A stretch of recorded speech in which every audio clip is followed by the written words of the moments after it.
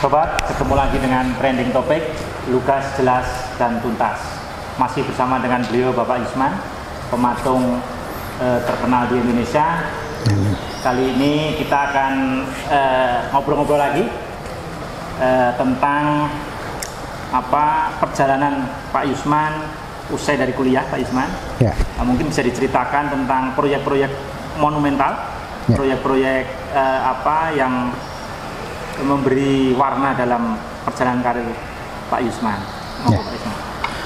Ya, sebetulnya proyek pertama saya itu saya masih kuliah. Jadi ketika saya di wisuda tahun 94 Maret, itu masih ada fotonya. Agustus itu saya kan belum perbaiki itu skripsi yang lain itu untuk kelengkapannya. Saya sudah ditunjuk untuk pembuatan Monumen Mandala Pembebasan Irian Barat. Itu masih kuliah, Pak? Masih dalam tahun itu, sudah baru wisuda. Nah, sesudah itu saya kan pernah berkata kalau ada monumen saya bisa ngerjakan. Ternyata tidak segampang itu. Untuk mengerjakan satu monumen harus punya modal, punya nama, dan punya keahlian yang sudah dikenal. Nah, ini saya tidak mikir sampai ke situ. Yang jelas saya bisa bikin patung itu, lebih bagus itu bisa dalam hati saya. Nah, ketika ini dihadapkan saya, ternyata orang itu butuh dana gitu loh. Lucunya itu begini. Tiba-tiba dari Makassar, itu dulu kan Makassar nama, bukan Ujung Pandang sekarang. Makassar datang ke sini untuk wawancara saya. Pak Yusman, nanti gimana? Mereka mengambil contoh seperti Monas. Jadi sebetulnya boleh dikatakan monumen yang tertinggi di Indonesia Monas, yang kedua tuh Monumen Mandala itu kerjaan saya. Yang Monas mungkin Pak Edi Sunarso, yang Monumen Mandala itu saya. Tapi prosesnya tidak segampang seperti yang tak pikirkan. Nah, ketika saya kan belum pernah berbicara dengan baik dengan Danrem mau dengan siapapun, Bupati Yusman, kada punya teman situ mayor. Besok kalau Pak Yusman mau bicara dengan Bupati, mau bicara dengan Danrem dan Panglima, ada tata cara begini. 2 hari lagi saya mau diwawancara, malam ini saya diangkat ke Ujung Pandang untuk ketemu 5 jenderal itu. Jadi ada Pak Ahmad Tahir masih ada, Panglima, Kasdam, Gubernurnya juga mantan itu juga ada seluruh pejabat. Saya ini belum merasa seperti seniman, dan disitulah saya istilahnya, kalau saya tidak punya mental itu tadi, saya tidak pramuka, ketua pramuka, saya tidak di lapangan, di situ mungkin akan anjlok mental saya. Karena ketika Pak Kabintalnya menyampaikan bahwa tujuan membuat monumen ini latar belakangnya ini untuk apa nih? Karena sejarahnya sangat luar biasa, karena itu perintah dari Soekarno ke Pak Harto untuk pembebasan Irian. Jadi saya bilang, sesudah itu dilaporkan begini-begini, Panglimanya minta begini. Sekarang kita dengar dari senimannya. Langsung. Iya, saya selama ini tidak pernah istilahnya mencatat, yang kita tidak tahu, kita dianggap masih mahasiswa. Saya belum seniman, saya bilang. Tapi yang namanya mau mental sampai itu, saya sudah dibilang sama orang tua, apapun yang ada di dalam hati kamu jangan keluar. Maupun harimau tapi kambing juga keluar, kita tetap tenang. Nah, di situ saya mengatakan apa yang disampaikan oleh Kabintal, saya tiru. Pada yang terhormat Bapak Panglima, Bapak Gubernur, Pak Sekda, dan Pak Kasem, seluruhnya saya sampaikan, kalau mau bikin masalah patung, saya tidak ada masalah, karena itu jurusan saya. Saya ambil di dalam hati saya, kalau jurusan tentara untuk perang, polisi untuk keamanan, kalau patung ini jurusan saya. Panglima celetuk, yang penting bisa bayarnya ya Yusman. Nah, semua orang ketawa. Wah, kembali harga diri saya itu, istilahnya saya ngomong lancar. Jadi tapi perasaan saya tuh istilahnya saya bawa dengan tenang, sampai sesudah rapat besar itu di seluruh Sulawesi, saya tanya ke Kapten Budi, sekarang udah kolonel, Pak Budi, kira-kira gimana tadi Panglima ke saya? Kamu tuh bagus Pak Yusman, Panglima saja A+ kok. Saya kan belum percaya dan belum pernah. 4 kali loh, 3 kali Panglima, ini Yusman yang ngerjakan, ini Yusman yang ngerjakan. Saya belum percaya, kan belum pernah. Oh gitu tuh Pak, iya. Akhirnya saya, ya sudah, nanti saya kerjakan. Ini omongan nggak benar menurut saya. Ternyata proyek itu tidak sederhana itu. Karena pada tahun 92 Pak Edi itu baru 1,2, Pak Kasman 1,3. Ini 2 miliar kurang 50 juta. Itu sangat luar biasa nilainya. Kok saya bicara seperti itu? Nah, ini yang saya berusaha, saya gugup segini, tapi keluarnya saya usahakan tenang. Ini mental di situ tadi. Saya beruntung. Makanya ketika saya mahasiswa, saya itu idolanya kan Soekarno, pidato tanpa konsep. Ini kenyataan ada 100 orang sini pejabat yang saya harus bicarakan. Nah itu, akhirnya saya bilang, begitu rapat selesai, saya pulang ke kos, kita di kos ke situ. Saya tanya lagi, ada Mayor Sarnata situ teman saya. Pak Sarnata, tadi itu gimana Pak? Saya, oh itu bagus Pak Yusman, buktinya ente di A+ Panglima.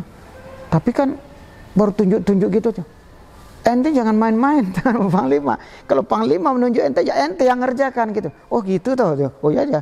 Saya belum bisa bilang siap. Ya, boleh nanti kita kerjakan. Nah, rapat yang kedua, bagaimana supaya monumen itu, ini Panglima yang mimpin, Panglima Kodam. Dan atasannya Pak Faisal Tanjung, Pangap waktu itu. Wah ini saya dikasih duit, administrasi, saya mau pulang, saya survei dulu, akhirnya belum, tidak jadi. Nah, rapat terakhir, Panglima desak, karena Panglima mulia, Yusman gimana? Belum bisa saya bilang mohon izin. Maaf Bapak, karena proyek Bapak ini besarnya seperti ini, saya butuh dukungan dana. Itu saru sebetulnya. Kita udah dikasih proyek, saya minta uang Panglima. Ini kejadian baru di saya. Nanti dipotongkan dengan uang saya. Jadi seniman itu dulu aku polos apa adanya. Ya sudah, Kasdam ada duit, kasih Yusman. Nah dikasih Yusman, kok kasih apa pinjaman dulu. Nah ketika Mayor Sarnata itu saya tanya ini kisah apa adanya. Saya pulang ke kosan kan enak, saya dikasih 50 juta. Itu gede banget waktu itu. Saya pulang, saya nyanyi-nyanyi, saya pulang gak seneng itu. Di dalam kamar Mayor itu menangis. Nangis, loh Pak, tadi ditanya Panglima enak-enak, kamu Mayor Sarnata gimana? Siap. Loh, siap. Sekarang nangis, saya bilang gitu. Ente itu kan tidak tahu, kamu itu kan bukan tentara. Loh, emangnya gimana? Ini anak yang pertama saya masuk rumah sakit, anak kedua rumah sakit, istri saya di rumah sakit. Loh, tadi ditanya Panglima, tentara tuh nggak seperti itu, ditembak aja tentara tuh siap. Ngerti ente? Oh saya nggak ngerti Pak. Ini yang paling lucu. Orangnya masih hidup. Itu pengalaman pertama saya dengan tentara ketika pembuatan Monumen Mandala. Nah, begitu udah selesai, tahun 95 diresmikan, kita kehabisan dana lagi. Ini belum selesai. Belum selesai. Nah ini bersekian persen. Nah begitu kita datang lagi, ini Pak Suyono ke sana, Kasum, Pangap ke sana. Ini di situ saya itu rasanya kalau orang bilang tuh ngeri-ngeri sedap tuh ada. Kenapa gini? Ketika saya diwawancarai dengan Kasum, itu ada fotonya. Kasum sampai gini dengar omong saya pakai baju dilinting. Itu yang di Biak yang bikin patung tuh gimana Bapak Aster? Aster ini Panglima dulu jadi Aster di pusat. Itu tuh 2 tingkat di bawah Yusman. Itu yang saya nggak rasanya malu gimana gitu loh. Tapi terakhir tak artikan itu, ternyata dia memilih saya, mengangkat nama saya sangat luar biasa supaya saya tidak mengelak, dan itu arti yang saya mana. Kalau itu udah di bawah saya, berarti kan saya di atas mereka. Padahal saya belum ada apa-apanya, saya masih mahasiswa tak anggap. Tapi berkat bekerja seperti itu, saya kerjakan dengan sepenuh hati, tak undang seluruh seniman yang punya nama di sini, tak rapatkan, dan itu selesai tepat waktu. Sebetulnya itu 1,5 tahun, tapi 8 bulan. Karena Panglima gantinya Pak itu Sulatin datang, dipanggil ke Jakarta.